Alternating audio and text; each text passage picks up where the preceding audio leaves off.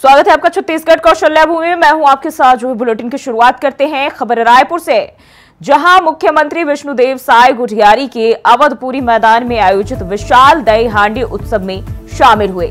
इस मौके पर मुख्यमंत्री ने दही हांडी फोड़कर गोविंदा टोलियों का उत्साहवर्धन किया और कार्यक्रम को संबोधित किया। विशाल दही हांडी कार्यक्रम के अवसर पर कई दिग्गज नेता मौजूद रहे।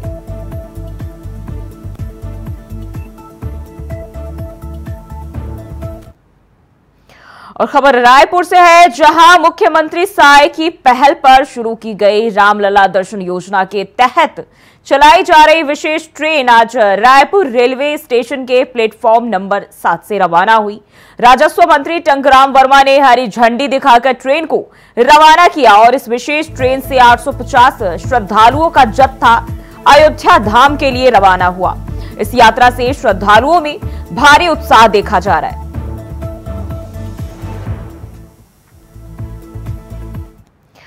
बढ़ते हैं आगे, खबर रायपुर से है, जहां मंत्री टंकराम वर्मा ने मीडिया से बातचीत करते हुए बताया कि 29 अगस्त को खेल अलंकरण सम्मान समारोह में खेल दिवस के अवसर पर छत्तीसगढ़ के जो खिलाड़ी पुरस्कार जीत कर आए उन्हें सम्मानित किया जाएगा। इसी के साथ उन्होंने जानकारी दी कि सीएम साय और विधानसभा अध्यक्ष रमन सिंह इसमें मौजूद रहेंगे।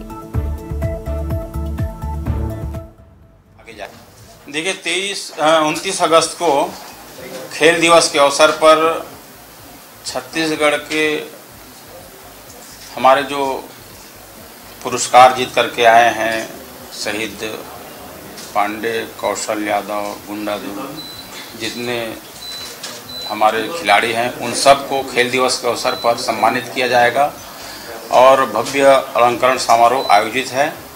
इस अवसर पे हमारे प्रदेश के यशस्वी मुख्यमंत्री माननीय विष्णुदेव साय जी, हमारे छत्तीसगढ़ विधानसभा के अध्यक्ष सम्मानीय डॉक्टर रमन सिंह जी उपस्थित रहेंगे। उनकी उपस्थिति में छत्तीसगढ़ प्रदेश के खिलाड़ियों को पुरस्कृत किया जाएगा। ये हम सबके लिए सुखद क्षण रहेगा। देखिए, पिछली जो सरकार थी, कांग्रेस की सरकार थी, उन्होंने हमारे प्रदेश के खिलाड़ियों के साथ अन्याय किया। जो 5 साल तक उन्होंने कुछ काम ही नहीं किया। अलंकरण समारोह और उत्कृष्ट खिलाड़ी की सूची भी घोषित नहीं किए। भाजपा सरकार आने के बाद आते ही तुरंत पहले 2 साल के अलंकरण समारोह रखे और अभी 29 अगस्त को फिर से अलंकरण समारोह है, जो कांग्रेस शासन के कार्यकाल का बचा हुआ है। उस अलंकरण समारोह को भी हम उसमें अलंकृत करेंगे। और वहीं छत्तीसगढ़ शासन ने प्रोबेशन पीरियड पूरा करने वाले 24 उप पुलिस अधीक्षकों की पहली पोस्टिंग कर दी है। जारी आदेश के अनुसार प्रोबेशन पीरियड के दौरान विभिन्न जिलों में तैनात उप पुलिस अधीक्षक अब बस्तर भेजे गए हैं। गृह विभाग ने इसका आदेश जारी किया है।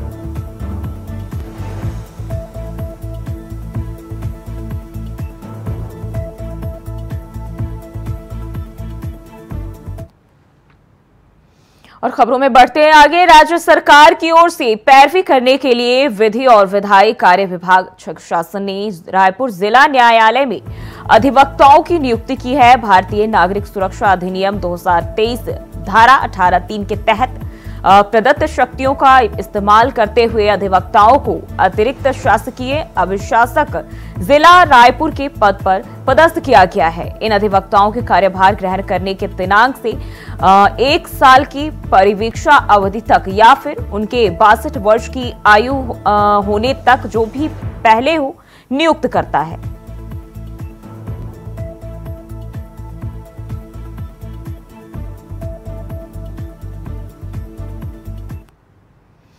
बढ़ते हैं आगे, जांजगीर चांपा जिले के शिवरी नारायण थाना परिसर में डीजे की धुन पर थाना प्रभारी पुलिस कर्मियों का ठुमका लगाने का सोशल मीडिया पर वीडियो जमकर वायरल हो रहा है। जन्माष्टमी के अवसर पर थाना परिसर में डीजे चलाकर थाना प्रभारी सहित कई पुलिसकर्मी ठुमका लगाते हुए दिखे। वायरल वीडियो में पुलिसकर्मी वर्दी में ही फिल्मी गाने पर डांस करते नजर आ रहे हैं।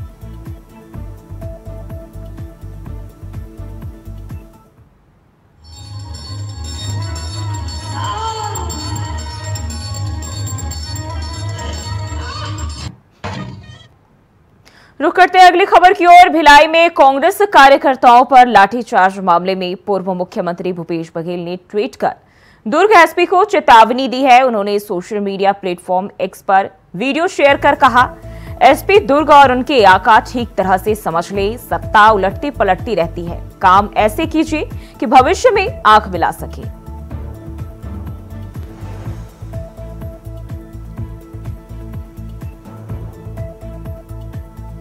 तो रायपुर से यह खबर, दुर्ग एसपी को भूपेश बघेल ने यह हिदायत और चेतावनी देते हुए इस पर पोस्ट किया है।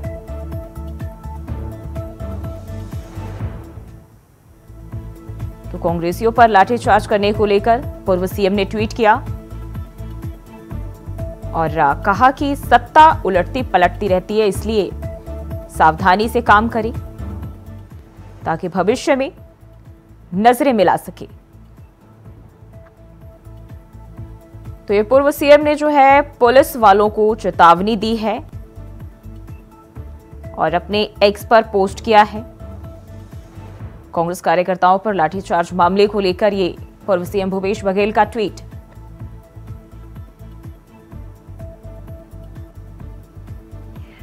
तो कांग्रेसियों पर लाठीचार्ज का वीडियो भी जो है वो शेयर किया है। साथ ही साथ उन्होंने वीडियो शेयर करते हुए दुर्ग एसपी को भूपेश बघेल ने चेतावनी दी है और कहा कि एसपी दुर्ग और उनके आका ये अच्छी तरह से समझ ले। तो साफ तौर पर ये ट्वीट जो है पुलिस वालों को हिदायत दे रहे हैं और कह रहे हैं कि अच्छी तरह से समझ ले ताकि भविष्य में जो है नजरें मिला सके, आंखें मिला सके, क्योंकि सत्ता उलटती पलटती रहती है। और ये ट्वीट आप देख सकते हैं।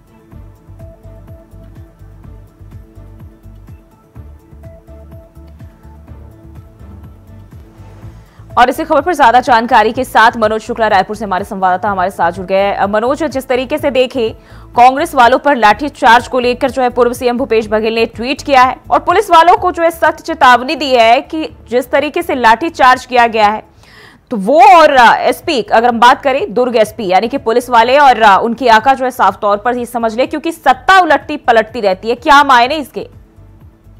जी जी बिल्कुल। जिस तरह से भूपेश बघेल ने ट्वीट करके जो है सरकार को कि हमारे कार्यकर्ताओं के ऊपर लाठीचार्ज किया गया है, उनका सीधा सीधा इशारा पुलिस के आला अधिकारियों के ऊपर था।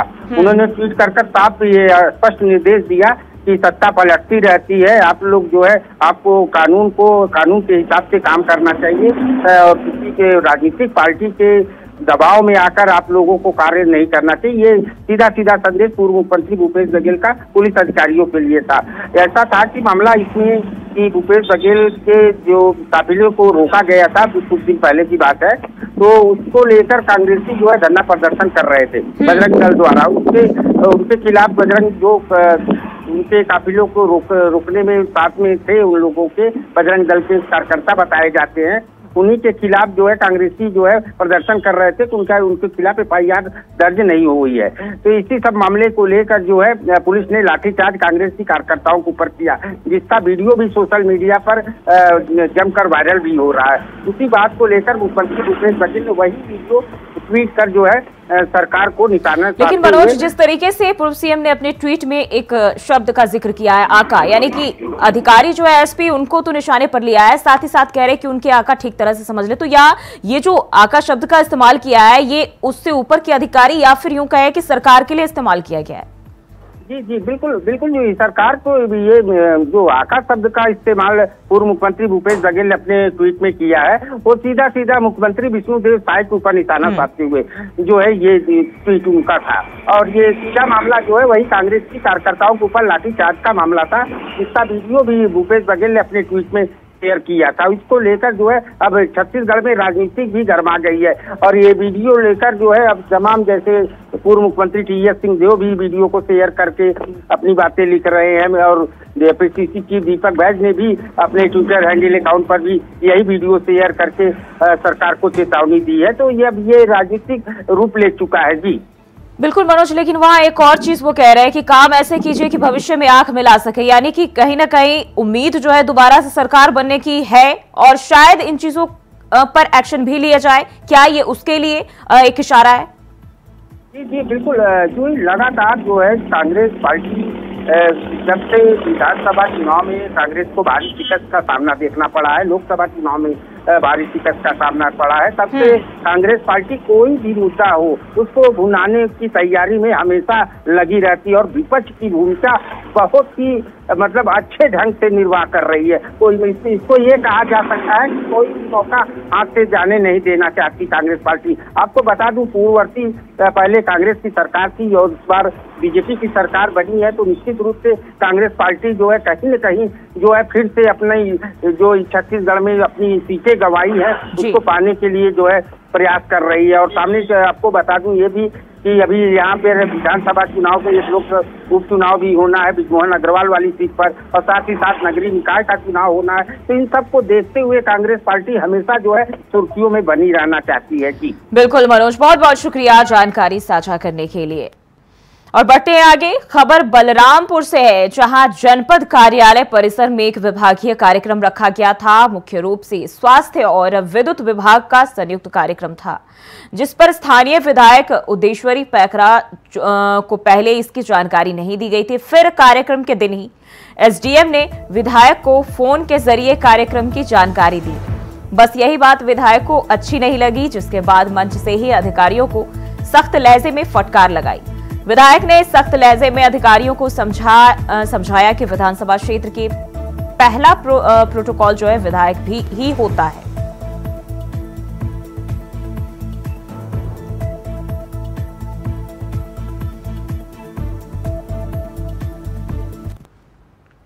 और बढ़ते हैं आगे, खबर बलरामपुर से, जहां वन रक्षक का रिश्वत लेते वीडियो वायरल हो गया। दरअसल अमदरी वन क्षेत्र में ट्रैक्टर से जुताई करते समय वन विभाग की टीम ने ट्रैक्टर को जब्त कर लिया। जब्त ट्रैक्टर को छोड़ने की एवज में वन रक्षक ने 60,000 रुपए की मांग की, जिसका वीडियो अब वायरल हो रहा है। हालांकि वायरल वीडियो की पुष्टि इंडिया वॉइस नहीं करता। अब इस मामले को लेकर ग्रामीणों ने कलेक्टर, डीएफओ और थाना प्रभारी को ज्ञापन भी सौंपा है। वही मामले पर वन परिक्षेत्राधिकारी ने बताया कि शिकायत के आधार पर एसडीओ फॉरेस्ट द्वारा जांच की जा रही है।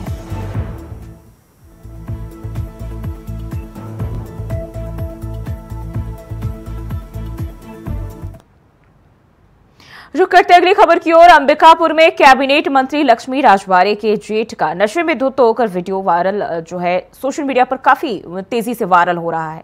जानकारी के मुताबिक राजू राजवाड़े नया बस स्टैंड में गाड़ी खड़ी कर शराब पी रहा था। बस एजेंट की शिकायत पर पहुंची पुलिस पर मंत्री के जेठ राजू ने रौब झाड़ा।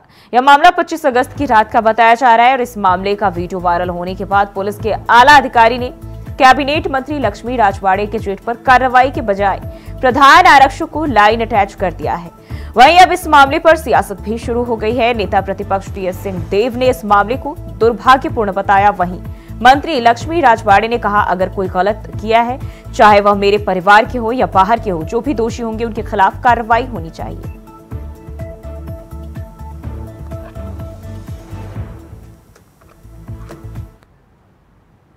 और वहीं 10 जून को बलौदा बाजार में आगजनी और हिंसा की घटना में भिलाई नगर के विधायक देवेंद्र यादव की गिरफ्तारी 17 अगस्त को पुलिस ने की थी। उसके बाद 27 अगस्त को पुलिस रिमांड बढ़ा दी गई। पुलिस ने आज फिर सीजेएम कोर्ट से 7 दिन की रिमांड बढ़ाने की मांग की, जिसके बाद कोर्ट ने पुलिस को 3 सितंबर तक की रिमांड जो है वो दे दी है। इधर देवेंद्र यादव के वकील ने कहा कि पुलिस बिना किसी सबूत के देवेंद्र यादव को गिरफ्तार किए हैं। आपको बता दें कि देवेंद्र यादव इस वक्त सेंट्रल जेल रायपुर में बंद है।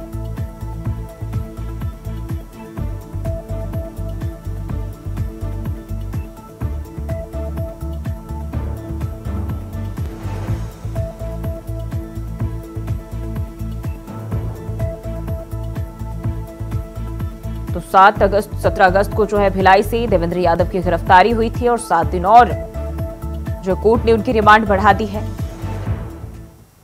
बलौदा बाजार हिंसा मामले से जुड़ी है जानकारी कांग्रेस विधायक देवेंद्र यादव को लेकर 3 सितंबर तक के लिए रिमांड बढ़ा दी गई है। तो आपको बता दें, गिरफ्तारी को लेकर प्रदर्शन भी कांग्रेस कार्यकर्ताओं ने किया था और लगातार इस गिरफ्तारी के बाद सियासत भी राज्य में तेज है। और ऐसे में देखें तो कोर्ट की ओर से अब 3 सितंबर तक के लिए रिमांड बढ़ा दी गई है। पुलिस ने रिमांड बढ़ाए जाने की मांग की, जिस पर अब 7 दिन और जेल में रहेंगे देवेंद्र यादव। बताते चले कि 17 अगस्त को भिलाई से उनकी गिरफ्तारी हुई थी। कई दफा पुलिस उनके यहां पहुंच चुकी थी और पुलिस का कहना है कि देवेंद्र यादव पूछताछ में सहयोग नहीं कर रहे थे, कोऑपरेट नहीं कर रहे थे और इसी को लेकर जो है पुलिस उनके घर पहुंची और इसके पहले भी पहुंच चुकी थी। हालांकि तब उनकी गिरफ्तारी नहीं हो पाई, लेकिन जब दूसरी बार पुलिस पहुंची तो उनको अरेस्ट कर लिया गया और तब से देवेंद्र यादव हिरासत में है। और इसी खबर पर ज्यादा जानकारी के साथ प्रदीप महेश्वरी बलौदा बाजार से फोन लाइन पर हमारे साथ हमारे संवाददाता जुड़ गए हैं। प्रदीप, देखिए हम जिस तरीके से देवेंद्र यादव की पहले गिरफ्तारी हुई और जो कहीं थोड़ी बहुत उम्मीदें थी, लाख कांग्रेस के कार्यकर्ता जो है प्रदर्शन करते रहे, लेकिन मुश्किलें उनकी खत्म नहीं हो रही। अब 7 दिन और जो है जेल में रहने की दिन उनके बढ़ा दिए गए हैं। जी, मैं आपको बता दूं कि देवेंद्र यादव की 17 अगस्त को भिलाई से उनके गिरफ्तार की गई थी। उसके बाद 3 दिन की रिमांड पुलिस ने मांगी थी, तो 21 अगस्त तक बढ़ाई गई थी। उसके बाद फिर पुलिस ने 1 हफ्ते की मांग 27 अगस्त तक मांगी, 21 के बाद। और कल जब उनको पेश किया गया वीडियो कॉन्फ्रेंस तो उन्होंने फिर 7 दिन की रिमांड मांगी 3 सितंबर तक का। इससे निश्चित है कि पुलिस अभी कुछ एविडेंस जुटाने में है। ऐसा बताया जा रहा है कि जो संयोजक है किशोर बंजारे के शिकायत पर ही देवेंद्र यादव की गिरफ्तारी की गई थी और जहां पर जब पुलिस सभी साक्ष्य जुटाने में एक बार और मांगी है तो पुलिस को 90 दिन के अंदर पूरा साक्ष्य पेश करना पड़ेगा। ये अंतिम उनकी डिमांड है। लेकिन प्रदीप, जिस तरीके से हम देखें, देवेंद्र यादव के जो वकील है वो कह रहे हैं कि पुलिस बिना किसी सबूत के देवेंद्र यादव को गिरफ्तार किए हुए हैं। जी मैडम, कि पुलिस को साक्ष्य जुटाने में बहुत समय लगता है क्योंकि देवेंद्र यादव एक राजनीतिक व्यक्ति है, तो उनके कोई भी जो एविडेंस जो पेश करना है पुलिस को वो पूरा पेश करना चाहती है, ताकि लगातार उनके जो संयोजक जो थे, जो बोला था, जिस तरीके से जो बताया था कि आप हमने सहयोग लिया था, तो वो पूरे साक्ष्य पुलिस जुटाने के लिए समय मांगी। फिर ये सवाल भी होता है कि जब तक पुलिस के पास साक्ष्य नहीं थे तो गिरफ्तार कैसे किया गया?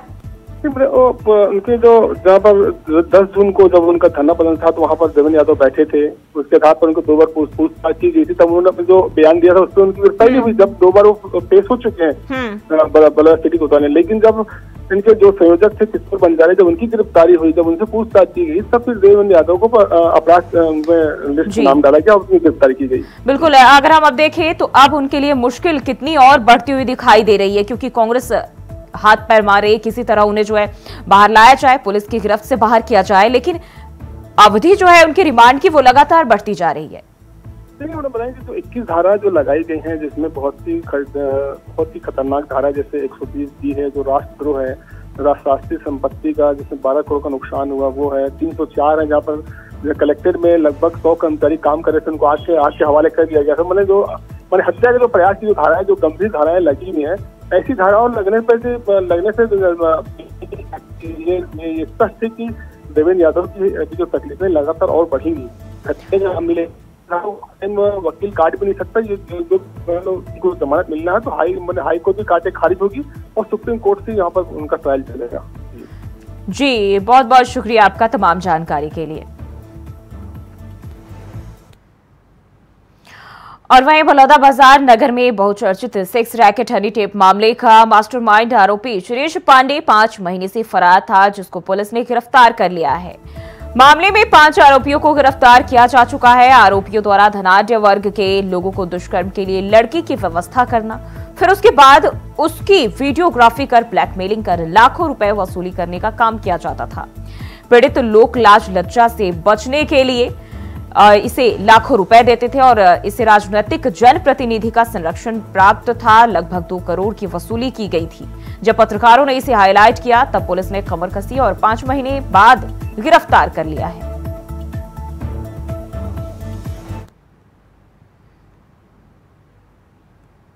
और वहीं छत्तीसगढ़ के कृषि मंत्री रामविचार नेताम नई दिल्ली में जागरण समूह द्वारा आयोजित एग्री पंचायत कार्यक्रम में शामिल हुए, जहां उन्होंने खेती से अधिकतम लाभ हासिल करने के लिए तकनीक आधारित कृषि पर जोर दिया। इसके अलावा उन्होंने छत्तीसगढ़ की धान खरीदी और खाद्यान्न वितरण की व्यवस्था को देश के बाकी राज्यों द्वारा भी अपनाए जाने की सलाह दी। कार्यक्रम में केंद्रीय कृषि कल्याण मंत्री शिवराज सिंह चौहान, उत्तराखंड के कृषि मंत्री गणेश जोशी भी मौजूद रहे। मंत्री नेताम ने कहा कि खेती किसानी ही छत्तीसगढ़ की अर्थव्यवस्था का प्रमुख आधार है। कृषि के क्षेत्र में संपन्नता से ही छत्तीसगढ़ विकसित भारत की संकल्पना को पूरा करने में अपना योगदान दे सकेगा।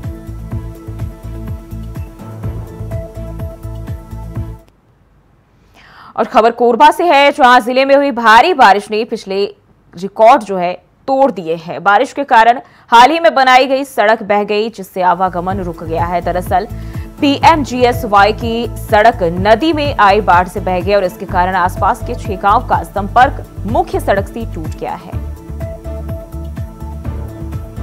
यहाँ की स्थिति बहुत खराब है, बहुत खराब है। आज बहुत मतलब तकलीफ दिक्कत है। अभी अकेला आदमी सकबे नहीं कर, पैसे तो बहुत बढ़िया रही भैया, और बड़े गाड़ी भी निकल जाते हैं। अभी तो मोर ख्याल से साइकिल भी निकालना मुश्किल है, साइकिल भी आना मुश्किल है, पानी हो सके।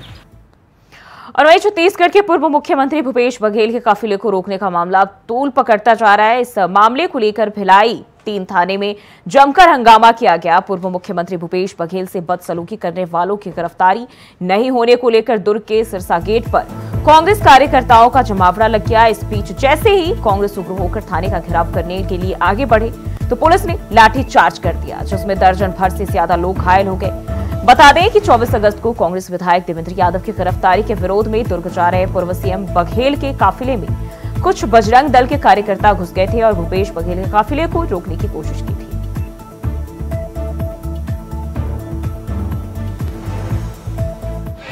मैंने तो अभी अपराध जो लगा है उसको मैंने पढ़ा नहीं है।